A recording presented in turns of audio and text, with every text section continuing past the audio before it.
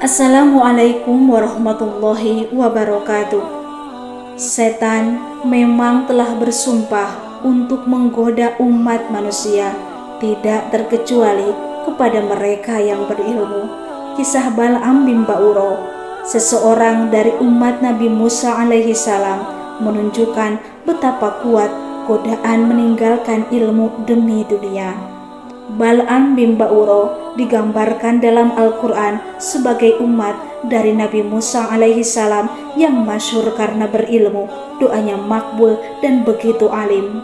Namun, nafsu membuat Bal'am bin Ba'uro meninggalkan segalanya dan bahkan memusuhi Nabi Musa alaihi salam. Dan oleh sebab itu, Nabi Muhammad SAW diperintahkan Allah untuk menceritakan kisah Bal'am bin Ba'uro demi mengingatkan pentingnya posisi ilmuwan atau ulama dalam menyelesaikan masalah-masalah di masyarakat. Di episode kali ini, channel Kisah-Kisah Islam akan bercerita mengenai kisah Bal'am bin Ba'uro, seorang ahli hikmah yang berakhir tanpa iman. Na'udzubillah. Mari kita simak videonya sampai akhir. Bal'am bin Ba'uro adalah seorang ahli hikmah yang hidup di zaman Nabi Musa alaihi salam. Di dalam Al-Quran sendiri tidak ada ayat yang menyebut namanya, tapi ada satu ayat yang menurut banyak pakar tafsir ditunjukkan kepada Bal'am bin Ba'uro, yaitu Surah Al-A'raf ayat 175 yang artinya, "Dan bacakanlah wahai Muhammad kepada mereka berita orang yang telah aku berikan kepadanya ayat-ayatku, kemudian dia melepaskan diri daripada ayat-ayat itu, lalu dia diikuti oleh setan sampai dia tergoda, maka jadilah dia termasuk orang-orang yang sesat." Diriwayatkan dari Ali bin Abi Thalhah bahwa Bal'am bin Ba'uro adalah orang Bani Kan'an yang tinggal di kota tempat tinggal orang-orang gagah perkasa yang hendak diperangi Nabi Musa. Sementara menurut Muqatil, Bal'am adalah penduduk kota Balka yang sekarang menjadi provinsi di Yordania. Al-Kisah diceritakan di gurun pasir yang kering dan panas. Bani Israel gemetar ketakutan saat mendapat perintah jihad fisabilillah. Mereka memilih untuk duduk-duduk manis tanpa mau meneteskan keringat dan darah mereka di jalan Allah demi meraih bumi Palestina.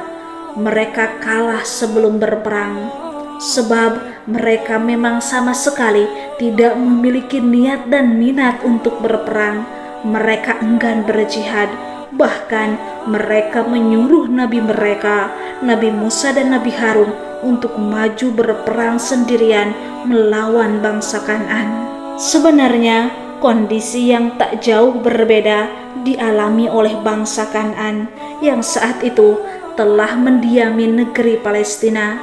Bangsa Kan'an sendiri merasakan ketakutan yang sama. Mereka khawatir kalah perang, sehingga negeri mereka diduduki oleh Bani Israel. Mereka takut jika terusir dari kampung halaman mereka. Kekhawatiran bangsa Kan'an tersebut adalah hal yang wajar, sebab bangsa Kan'an telah mendiami negeri Palestina dalam rentang waktu yang lama. Kehidupan mereka di Palestina telah aman, makmur dan stabil. Padahal kemapanan dan kenyamanan hidup adalah impian setiap manusia normal. Apalagi bangsa Kan'an adalah bangsa kafir yang tidak terbimbing oleh dakwah Nabi dan Rasul.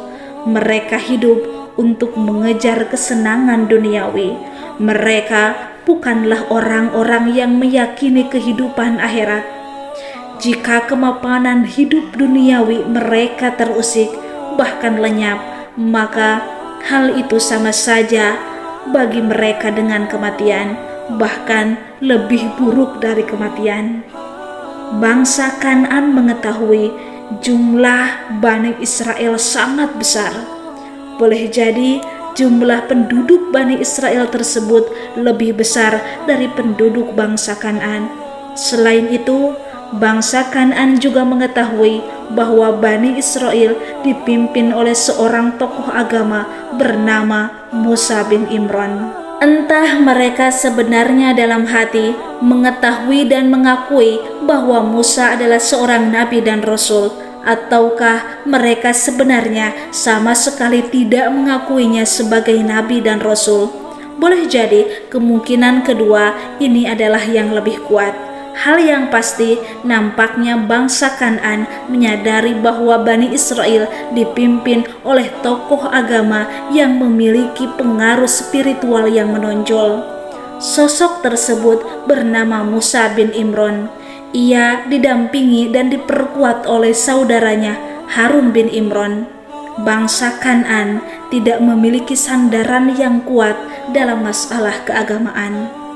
Untuk menandingi tokoh spiritual Bani Israel tersebut, mereka mencari-cari tokoh keagamaan yang kurang lebih sepadan. Para ulama tafsir dari generasi sahabat tabi'in dan tabi'in, yaitu Abdullah bin Mas'ud, Abdullah bin Abbas, Mujahid bin Jabir, Ikramah Maula Ibnu Abbas, dan As-Su'udi meriwayatkan bahwa bangsa Kan'an menemukan sosok tokoh keagamaan tandingan tersebut pada diri Bal'am bin Ba'uro.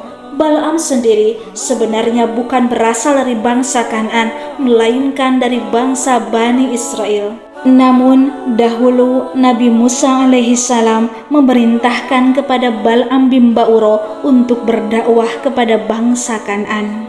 Bal'am sendiri adalah seorang tokoh agama yang soleh dan ilmunya mendalam. Ia pemimpin keagamaan yang karismatik. Konon, ia memiliki pengetahuan tentang nama-nama Allah yang paling agung atau disebut dengan Ismu A'dzam. Dengan pengetahuan tersebut, setiap kali ia berdoa, niscaya doanya akan dikabulkan oleh Allah Subhanahu wa Ta'ala. Penduduk bangsa Kan'an berkata kepada Bal'am, "Wahai Bal'am bin Ba'uro, Musa adalah orang yang sangat kuat. Ia pemimpin pasukan yang jumlahnya sangat banyak. Jika ia mengalahkan kami, maka ia akan membinasakan kami.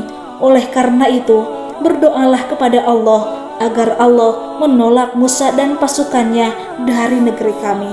Mendapat pengaduan dan harapan seperti itu, Bal'am bin Ba'uro berada dalam kondisi dilematis. Sebagai penduduk negeri Palestina, tentu saja cinta tanah airnya dan bangsa yang ia hidup bersama mereka, ia harus menunjukkan patriotisme dan nasionalismenya kepada mereka. Pada sisi yang lain, Bal'am juga tidak berani secara terang-terangan memusuhi Nabi Musa dan Harun, sebab ia mengerti betul bahwa keduanya adalah utusan Allah yang membawa kebenaran. Maka Bal'am bin Ba'uro menolak secara halus keinginan penduduk bangsa Kan'an tersebut.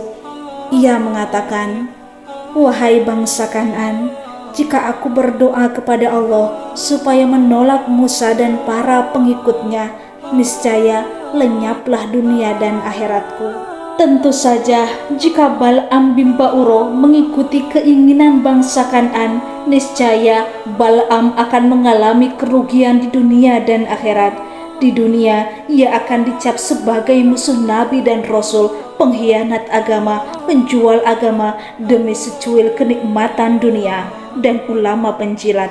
Di akhirat, ia akan mendapatkan murka Allah dan siksaan yang kekal di neraka. Sungguh, taruhan yang harus dipersembahkan oleh Bal'am terlalu besar jika harus menuruti keinginan bangsa Kan'an. Bangsa Kan'an tidak berputus asa dengan penolakan halus dari Bal'am bin Ba'uro. Mereka terus-menerus membujuk Bal'am bin Ba'uro, bahkan menjanjikan Bal'am bin Ba'uro dengan imbalan yang sangat besar kalaulah beliau mau menjadi bagian dari bangsa Kan'an dan mendoakan keburukan untuk Nabi Musa dan kaumnya.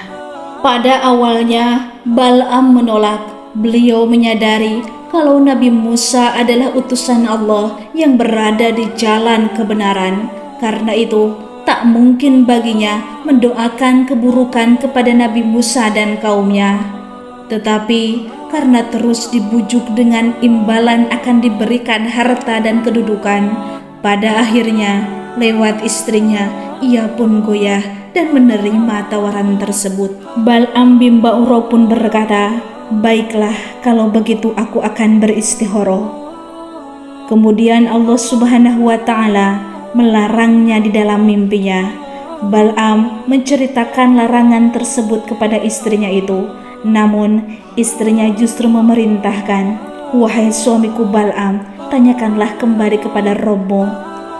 Bal'am pun kembali melakukan istikharah, namun kali ini tidak ada jawaban untuk istikharahnya.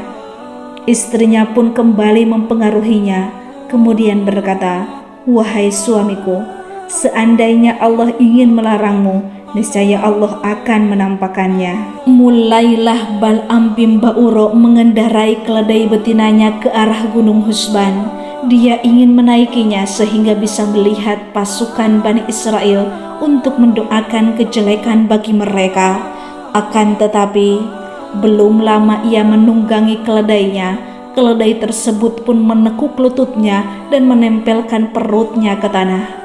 Bal'am pun turun, lalu memukuli binatang tersebut sampai ia berhasil membuatnya kembali berdiri. Keledai tersebut pun bangkit, kemudian ia tunggangi kembali.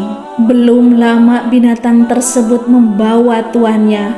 Kemudian keledai tersebut pun kembali menekuk lututnya dan menempelkan perutnya ke tanah. Dia pun turun lalu memukuli hewan betina tersebut sampai ia berhasil menundukkannya. Demikianlah hal serupa terjadi sampai 3 kali. Kemudian Allah menjadikan keledai itu bisa berbicara. Keledai itu berkata kepada Bal'am bin Ba'ura, "Kasihan engkau wahai Bal'am, kamu mau kemana? Tidakkah kamu tahu bahwa di hadapanku ada para malaikat yang menghalauku? Apakah kamu hendak mendoakan kejelekan atas Nabi Allah dan kaum mukminin?" Namun hal tersebut tidak membuat Bal'am bin Ba'ura mengurungkan niatnya. Dia kembali memukuli keledai tersebut. Tatkala diperlakukan demikian, Allah pun melepas keledai itu untuk melanjutkan perjalanan. Keledai itu pun berangkat hingga membawa tuannya naik ke puncak Gunung Husban di atas pasukan Nabi Musa dan Bani Israel. Mulailah Bal'am bin Ba'ura melancarkan kejahatannya. Dia mendoakan kejelekan bagi Nabi Musa dan pasukannya. Akan tetapi, tidaklah ia berdoa satu kejelekan pun yang ia arahkan kepada Nabi Musa dan pasukannya, kecuali Allah arahkan lisannya untuk mendoakan kaumnya. Demikian pula, tidaklah ia berdoa satu kebaikan pun yang ia arahkan kepada kaumnya, kecuali Allah arahkan lisannya untuk mendoakan kebaikan bagi Bani Israel. Ia pun diprotes kaumnya, "Wahai Bal'am bin Ba'ura, tahukah apa yang kau perbuat? Kau ini malah mendoakan kebaikan untuk mereka dan mendoakan kejelekan untuk kami." Kemudian Bal'am menjawab, "Wahai kaumku, maafkanlah aku. Kejadian ini di luar kontrolku. Allah yang menjadikannya demikian." Kemudian lidah Bal'am pun menjulur sampai ke dada. Dia pun berkata, "Sekarang dunia dan akhiratku telah hilang." Akan tetapi, bukannya bertobat, Bal'am malah semakin menjadi-jadi. Dia berkata kepada kaumnya, "Wahai kaumku, tidak tersisa peluang mengalahkan Bani Israel kecuali dengan makar dan tipu daya. Saya akan merancang makar dan tipu daya untuk membantu kalian." Demikianlah yang dikatakan Bal'am bin Ba'ura kepada kaumnya. Kemudian Bal'am bin Ba'ura menjelaskan rencana tipu dayanya. "Wahai kaumku, persoleklah wanita-wanita kalian, kemudian serahkan barang dagangan kepada mereka, lalu kirimkanlah mereka ke pasukan Bani Israel untuk berdagang di sana. Berpesanlah kepada mereka, jangan ada satu perempuan pun yang menolak laki-laki jika menginginkannya. Kalau seorang saja dari pasukan Bani Israel berzina, maka sudah mencukupi kalian." Kaumnya pun menuruti rencana Bal'am bin Ba'ura tersebut. Pada waktu itu, ada seorang laki-laki dari Bani Israel yang membawa wanita tersebut ke hadapan Nabi Musa alaihissalam. Dia berkata, "Wahai Musa, saya yakin engkau akan mengatakan bahwa ini haram bagi saya." Nabi Musa pun menjawab, "Tentu, dia memang haram bagimu. Jangan berani engkau mendekatinya." Orang itu menjawab kembali, "Demi Allah, wahai Musa, kami tidak akan menaatimu pada hal ini." Kemudian orang itu pun menzinainya. Karena terjadinya satu perzinahan ini, benarlah apa yang dikatakan oleh Bal'am bin Ba'urah. Allah turunkan wabah penyakit. Wabah penyakit itu telah menewaskan 70.000 orang. Ulama yang lain mengatakan 20.000 orang dalam waktu yang singkat di waktu itu. Lalu ada seseorang dari kalangan Bani Israel yang memiliki kekuatan. Saat mengetahui hal ini, dia pun pergi menemui kedua orang yang berzina, lalu membunuh keduanya. Setelah membunuhnya, dia mengangkat jasad keduanya ke atas, lalu menyeru, "Ya Allah, inilah yang kami perbuat kepada orang yang memaksiatimu." Seketika itulah wabah tersebut pun hilang dari Bani Israel. Begitulah akhir dari kisah Bal'am bin Ba'urah, seorang ulama yang menjual imannya dengan dunia namun berakhir dengan sangat hina. Dan kisah ini dapat dilihat dalam kitab Qisasul Anbiya karya Ibnu Katsir. Akhir kata, wallahu a'lam bishawab.